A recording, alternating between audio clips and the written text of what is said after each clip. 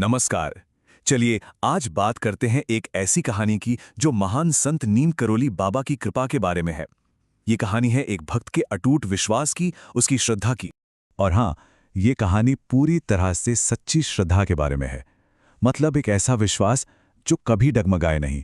और यही भाव, यही एहसास आपको इस पूरी कहानी में महसूस होने वाला है। तो कहानी शुरू होती है कानपुर शहर से। यहाँ एक परिवार था जिसके विश्वास की, कह सकते हैं, एक बहुत बड़ी परीक्षा होने वाली थी।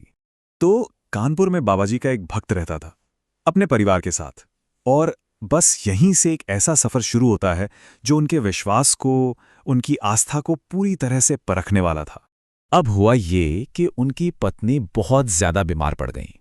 मतलब इतनी गंभीर रूप से कि पूरे परिवार पर जैसे एक पहाड़ टूट पड़ा हो। जब डॉक्टरों को दिखाया तो रिपोर्ट्स ने तो दिल ही तोड़ दिया। घर में एक अजीब सा डर और चिंता का माहौल बन गया। ऐसा लग रहा था जैसे अब कोई उम्मीद बची ही नहीं है, सब रास्ते बंद हो गए हैं।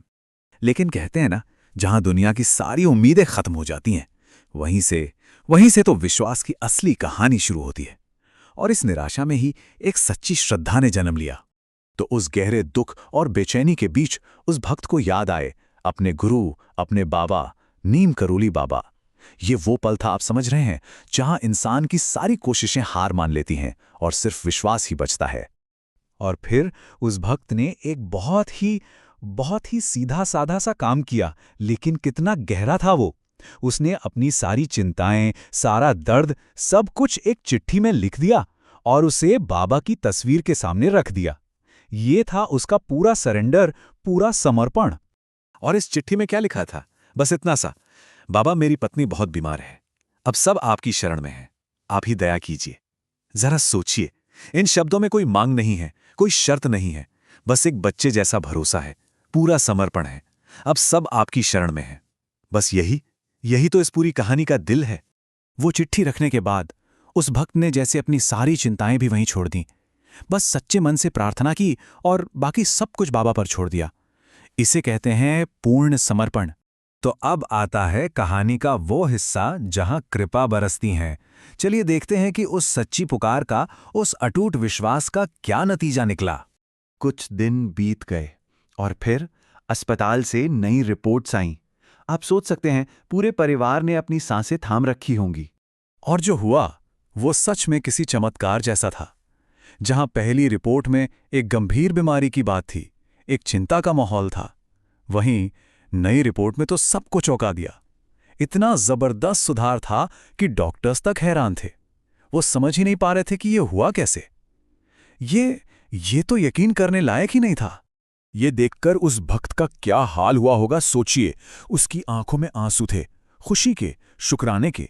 एक ऐसा पल था वो, जैसे मन से कोई बहुत बड़ा बोझ उतर गया हो।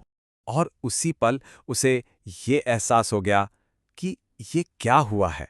उसे लगा कि हाँ, बाबा ने उसकी पुकार सुन ली है।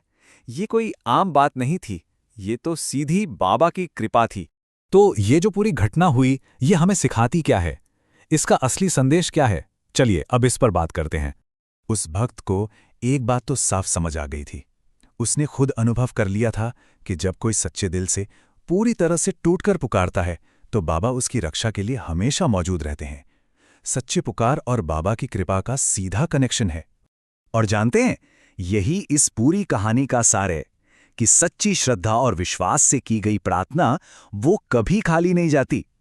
ये कहानी हमें यही याद दिलाती है कि जब हम पूरे दिल से भरोसा करते हैं ना, तो कृपा का दरवाजा हमेशा खुला होता है। तो बस मैं आपको इसी सवाल के साथ छोड़े जाता हूं कि आखिर ये श्रद्धा और विश्वास में ऐसी कौन सी ताकत छिपी है? ये जो सरल सा दिखने वाला विश्वास है, इसमें इतनी असीम शक्ति कहां से आती है? इस पर जरूर सोचिएगा। नमस्कार।